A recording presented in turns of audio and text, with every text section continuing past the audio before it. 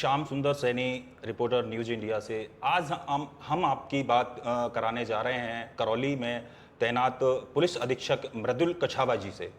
इन्होंने धौलपुर पुलिस अधीक्षक रहते हुए जो काम किए वाकई में सराहनीय थे। 11 महीनों में बहुत दस्युओं को इन्होंने सलाखों के पीछे पहुंचाया। आज हम इनसे कुछ इनके जो इनका कार्य है, जो पुलिस में इनकी जो कार्यशैली है, किस कार्यशैली से ये काम करते हैं, उसके बारे में जानेंगे और कुछ इनके बारे में व्यक्तिगत जानने की कोशिश करेंगे। सर, स्वागत है आपका हमारे चैनल न्यूज़ इंडिया पर। Thank you. तो सबसे पहले सर मैं जानना चाहूँगा आपसे कि जो पुलिस अधीक्षक जो आप बहुत सराहनीय काम कर रहे हैं, सबसे पहले आपको प्रेरणा कहाँ से मिली सर? जो आप कम उम्र में और आपको आईपीएस बनने का जो मौका मिला है, बहुत अच्छी बात है। प्रेरणा सर कहाँ से मिली? देखिए, मैं जैसा कि सर्वविदित है, मैं मूल रूप से वैसे एक चार्टर्ड अकाउंटेंट हूँ और यूपीएससी की तैयारी करने का और आईपीएस की नौकरी में आने का इसकी प्रेरणा जो है मुझे मेरे पिताजी से मिली और उन्होंने ही मुझे प्रेरित किया एग्ज़ाम की तैयारी करने के लिए और आगे के लिए हमेशा मार्गदर्शन जो है वो उन्होंने ही दिया। ज़्यादा आपके बारे में हमें नहीं पता, मगर जब आप इससे पहले जब धौलपुर पुलिस अधीक्षक थे और जब आपने काम किया, महज 11 महीनों में आपने कुछ 45 दस्युओं को सलाखों के पीछे पहुंचा दिया। मतलब कैसे ये मुमकिन कर पाए सर आप? देखिए, ये एक लंबी यात्रा थी। धौलपुर में लगभग मेरा 12 महीने का कार्यकाल रहा और जिस वक्त मैंने धौलपुर पुलिस अधीक्षक के पद पर ज्वाइन किया था, उस वक्त परिस्थितियां धौलपुर पुलिस की कुछ ज़्यादा अच्छी नहीं थी। काफ़ी तरह के इंसिडेंट्स वहाँ पे हुए थे, जिससे कि थोड़ा सा मुझे महसूस हुआ कि पुलिस का जो है एक मोटिवेशन लेवल और पुलिस का उत्साह जो है वो थोड़ा कमज़ोर था। तो सबसे महत्वपूर्ण चैलेंज जो मेरे लिए ज्वाइन करने के पश्चात जो था, वो एक टीम बिल्डअप करना। हमारी जो पुलिस टीम थी वो उनको थोड़ा मोटिवेट करना, उनको वापस से उसमें एक नई ऊर्जा भरना और उन्हें अच्छा काम करने के लिए जो है प्रेरित करना। ये एक शुरुआती दौर में चैलेंज था और कुल 12 महीने के कार्यकाल में लगभग 56 से ज़्यादा इनामी अपराधी और दस्यु वो हमने और हमारी टीम ने मिलकर जो हमारा दस्यु मुक्त डांग, दस्यु मुक्त बीहड़ अभियान जो था, उसके तहत उनको सलाखों के पीछे हमने भिजवाया। अक्सर देखा गया है कि सर सोशल मीडिया पर आप बहुत ज़्यादा एक्टिवेट है, तो मतलब आपकी सोशल मीडिया के थ्रू क्या कार्यप्रणाली रहती है? मतलब आप टीम के साथ में फ़ोटो शेयर करते हैं, हमने देखा कि आपके साथ जो जानवरों के साथ आप फ़ोटो शेयर करते हैं, मतलब इससे लगता है कि शायद आप जानवरों से भी कुछ ताल्लुकात रखते हैं, कुछ प्यार करते हैं। हाँ, निश्चित तौर पर देखिए, मैं जानवरों से काफ़ी प्रेम रखता हूँ और मेरे घर में जो है हमारा एक पेट भी है, डॉग है और घुड़सवारी का मुझे शौक़ है व्यक्तिगत रूप से। तो नियमित रूप से धौलपुर में तो मौका नहीं मिलता था, परंतु यहाँ पे मैं नियमित तौर मैं इस बात पे पे सर रोकना घुड़सवारी कर रहा चाहूँगा। हूँ। आप जिस पेट की बात कर रहे हैं सर, मैंने देखा कि एक फ़ोटो है, उसके बगल में एक ट्रॉफी लगी हुई है और एक कुछ उसके गले में कुछ मेडल डला हुआ मेडल है, लगा हुआ है। मेडल। तो मतलब वो देखिए, धौलपुर में एक डॉग शो हुआ था, तो डॉग शो में हमने उसको पार्टिसिपेट करवाया था। तो वहाँ पे वो अपना एक ट्रॉफी और एक मेडल जो है अपने वेट कैटेगरी में जीत के लाया था। उसके लिए बहुत बहुत धन्यवाद सर। वापस धौलपुर जाना चाहूँगा। जो जिन दस्युओं के ऊपर आपने जो कार्रवाई की, इनमें मतलब हाईलाइट होने वाले और जो ज़्यादा अपराध करने वाले, ये इस लिस्ट में कितने थे? देखिए, कुल संख्या जो छोटे बड़े अपराधी सारे मिला के अगर हम देखें तो लगभग 56 थी और उसमें मुख्य रूप से जो कि राज्य में एक सूची जारी होती है टॉप 25 अपराधियों की, जो कि क्राइम ब्रांच पुलिस मुख्यालय द्वारा जारी की जाती है और उसमें सबसे ज़्यादा अगर अपराधी देखे जाएं वो धौलपुर ज़िले के थे और सबसे महत्वपूर्ण उसमें जो डकैत जगन गुजर था, उसका भाई पप्पू गुजर, जो कि लगभग 15 साल से फरार था। पुलिस के रिकॉर्ड में उसका कोई फ़ोटो नहीं था और धौलपुर पुलिस ने कभी उसका चेहरा नहीं देखा था। तो हमारी टीम ने एक अच्छी रणनीति बनाते हुए और एक अच्छी रणनीति के हिसाब से कार्य किया और हम उसे पकड़ने में सफल हुए। सर कहीं ना कहीं ये जगन वो तो नहीं है जिसका नाम धौलपुर, जगन धौलपुर के नाम से उसके बोर्ड्स कहीं लगे हुए होते हैं, जो ट्रक वगैरह होते हैं उन पे नहीं नहीं, जगन वो नहीं धौलपुर, वो नहीं वो तो नहीं कुछ है। मतलब ये दूसरा डकैत डकैत जगन गुजर है, जो वर्तमान में जेल में है और इसका छोटा भाई जो था पप्पू गुजर, उसे भी जो है हमारी टीम ने जेल में पहुंचा। हमने सुना कि धौलपुर से जिस दिन आपका स्थानांतरित हुआ और आपने करौली ज्वाइन करने के लिए आए, तो आपका धौलपुर से और करौली तक कई जगह स्वागत सत्कार हुआ। धौलपुर में आपको बाजार से स्वागत सत्कार और पूरे रैली निकाल करके, यानी कि जुलूस टाइप निकाल करके आपका सम्मान किया गया। जी देखिए, मेरा जो 1 साल का कार्यकाल रहा मेरे लिए सदैव अविस्मरणीय रहेगा धौलपुर का कार्यकाल, और धौलपुर की जनता ने, धौलपुर के आमजन ने हमें बहुत प्यार, सहयोग और आशीर्वाद दिया। इसके लिए मैं सदैव उनका ऋणी रहूँगा, और धौलपुर ने मुझे जो पहचान दी है वो मैं हमेशा उसके लिए धौलपुर का कर्जदार रहूँगा। करौली के लिए सर आपकी रणनीति क्या रहेगी? देखिए, वैसे कहने में तो आम बातचीत में ये कहने को आता है कि धौलपुर करौली लगभग एक सा ही क्षेत्र है, परंतु मेरी विचारधारा कुछ अलग है। हर क्षेत्र, चाहे एक ज़िले में भी अलग अलग क्षेत्र, अलग अलग जो ब्लॉक्स होते हैं, सबकी अलग अलग कैरेक्टरिस्टिक्स होती हैं, सबकी अलग अलग चुनौतियाँ होती हैं।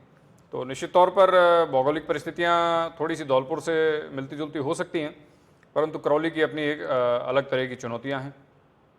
विशेषकर दस्यु प्रभावित तो उतना ज़्यादा नहीं रहा है कि जितना एक समय में हुआ करता था, परंतु फिर भी एक अवैध खनन, चाहे वो पत्थर का हो, चाहे वो बजरी का हो, और इसके अलावा चंदन चोरी एक महत्वपूर्ण समस्या थी, जिसको जो है हमारी टीम ने निस्तारण ऑलरेडी हम उसका कर चुके हैं। चंदन चोरी का ये जो ये मामला आपने उजागर किया है, और उन जो ये चंदन चोरी करने वाले जो लोग थे, ये काफी लंबे समय से यहाँ सक्रिय थे जी। तो ये इनको पकड़ने में मतलब अहम भूमिका मतलब किसकी रही, और कैसे आपने टीम को मार्गदर्शित किया, किस प्रकार से इन लोगों को पकड़ा गया? देखिए, जब मैंने ज्वाइन किया था तो उसके बाद में भी 2 घटनाएं ऐसी हुई थी कि जिसमें चंदन के पेड़ काटे गए और चोरी हुई। और जब वो घटनाएं होने के बाद में जब चीज़ों को खंगाला गया, पुराने मुकदमों को खंगाला गया, तो देखने में आया कि पुराने भी कई सारे मुकदमे थे जो कि अभी भी पेंडिंग थे, जिनको उजागर नहीं किया गया था। तो निश्चित तौर पर एक गंभीर समस्या होती है, और जैसा कि कुछ इंसिडेंट्स जो हैं पुराने चोरी के जो सर्किट हाउस कैंपस में से भी हुए हैं, तो अपने आप में एक गंभीर मुद्दा है कि सर्किट हाउस जैसी स्थिति स्थान से चंदन के पेड़ चोरी होना, तो उसे गंभीरता से लिया गया और पुराने मुकदमे खंगाले गए। यहाँ का साइबर सेल जो है हमारी, साइबर सेल को हमने थोड़ा सा डायरेक्शन दिया। डीएसटी टीम ने प्रभावी कार्रवाई जो है, ज़मीनी कार्रवाई जो थी वो डीएसटी टीम ने की। तो सबका एक मिला जुला टीम वर्क था, और इसी तरह से जो कार्यशैली, मेरी मुख्य कार्यशैली यही है कि टीम को साथ में लेकर चलना हमेशा। बिल्कुल बिल्कुल सर, और सब लोग ये देखते भी हैं कि आप टीम को वाकई में साथ लेके चलते हैं, टीम के साथ फोटो शूट कराते हैं, तो काफ़ी सारे आईपीएस अधिकारी शायद इस चीज़ को नापसंद करते हैं, अपनी टीम के साथ फोटो शूट नहीं करवाते हैं या उनको साथ लेकर के नहीं चलते हैं।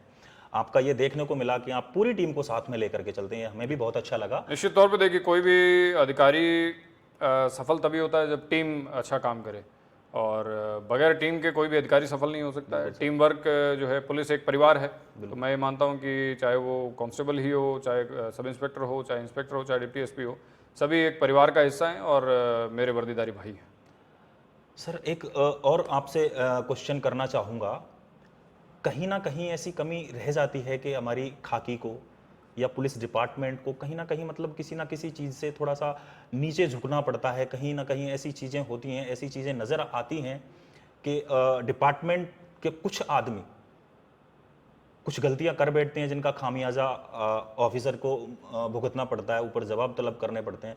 तो इस चीज़ को सुधारने के लिए आपकी क्या भूमिका, क्या कार्य प्रणाली? देखिए, परिवार में निश्चित तौर पे जब अच्छे सदस्य होते हैं तो कुछ जो है बुरे सदस्य भी कई बार आ जाते हैं। तो निश्चित तौर पर जब एक बड़ा परिवार जो होता है तो उसमें कुछ काली भेड़ें भी होती हैं। तो विशेष नज़र मेरी रहेगी ऐसी काली भेड़ों पर, और जब भी ऐसी कोई मामला मेरे संज्ञान में आएगा तो उन पर कठोर कार्रवाई निसंकोच जो है हम करेंगे। एक दिन आपसे पूछा था, मैं उस चीज़ को दोबारा से रिपीट करना चाहूँगा सर, कि करौली में ज़िले में जितना धौलपुर में दस्यु सक्रिय रहे हैं, करौली में ना इतना रेत माफिया या कह सकते हैं कि दस्यु इतने सक्रिय नहीं है, मगर यहाँ की जो समस्या है वो अगर अपन लो फ्लोर पर जाकर के देखें, नीचे के स्तर से जाकर के देखें, तो यहाँ अवैध शराब और खुले में जुए का कारोबार धड़ल्ले से चलता है सर। तो इसका जो प्रभाव पड़ता है, छोटे छोटे बच्चे लगे हुए होते हैं जो अवैध सट्टे का काम कर रहे हैं, छोटे छोटे बच्चों को इसमें लिप्त कर रहे हैं, तो उनका भविष्य भी इसमें खराब हो रहा है। इनके लिए आपकी तरफ से क्या ऑपरेशन होगा, या आपकी तरफ से कोई स्पेशल कुछ कार्रवाई इनके लिए की जाएंगी? देखिए, निश्चित तौर पर जैसे ही मैंने ज्वाइन किया था तो शुरुआती दौर एक क्षेत्र को समझने में, लोगों को समझने में, अपनी टीम को समझने में लगता है थोड़ा समय। तो समस्याएं जैसा कि आपने बताया कि अवैध शराब की बिक्री, खुलेआम जुआ की कार्रवाई, और इसके अलावा स्मैक की जो समस्या है, ये भी करौली से जुड़ी हुई ऐसी समस्याएं हैं जो कि धौलपुर में नहीं थी। जी सर। तो इनके लिए धीरे धीरे हम परिस्थितियों का जायज़ा ले रहे हैं और धीरे धीरे एक रणनीति अच्छी बनाएंगे और आने वाले समय में निश्चित तौर पे ये मेरा आश्वासन है आपको, ये अच्छी कार्रवाइयाँ आपको पुलिस की तरफ से देखने को मिलेगी। बिल्कुल सर, बहुत बहुत धन्यवाद अपने बारे में इतना कुछ बताने के लिए, और आप लोगों को मोटिवेट कर रहे हैं। कुछ युवा आपको देख करके, करौली ज़िले में मैं स्पेशली कहूँगा, आपको देख करके बहुत ज़्यादा मोटिवेट हुए हैं, आईपीएस बनने की कतार में लग चुके हैं, वो आपकी तरह मेहनत करना चाहते हैं। आप उन लोगों को क्या सुझाव देना चाहेंगे कि आपकी तरह कम उम्र में किस प्रकार की तैयारी करके, किस ओर जा कर के वो एक अच्छे आईपीएस अधिकारी बन सकते हैं? देखिए, मेरा इसमें जो भी दर्शकगण हैं सभी को मेरा यही सुझाव है कि लगातार आप मेहनत करते रहें, और ये परीक्षा जो है एक धैर्य की परीक्षा है, ना केवल ये एक एग्ज़ाम, रिटन एग्ज़ाम है, बल्कि एक आपके धैर्य की और आपकी संबल की परीक्षा होती है। और यदि आपको एक बार में सफलता नहीं मिलती है तो इसका मतलब ये नहीं है कि हम मेहनत करना छोड़ दें। लगातार परिश्रम करते रहें और मेरा ये मानना है कि आपको सफलता ज़रूर मिलेगी। अच्छे मन से, अच्छी मंशा से, लगातार मेहनत और धैर्य से, यही जो है सफलता की कुंजी है। बहुत बहुत धन्यवाद सर, चैनल के लिए इतना कुछ बताने के लिए। हमने बात की करौली पुलिस अधीक्षक मृदुल कच्छावा जी से। श्याम सुंदर, कैमरामैन शरण सिंह डागुर के साथ, करौली।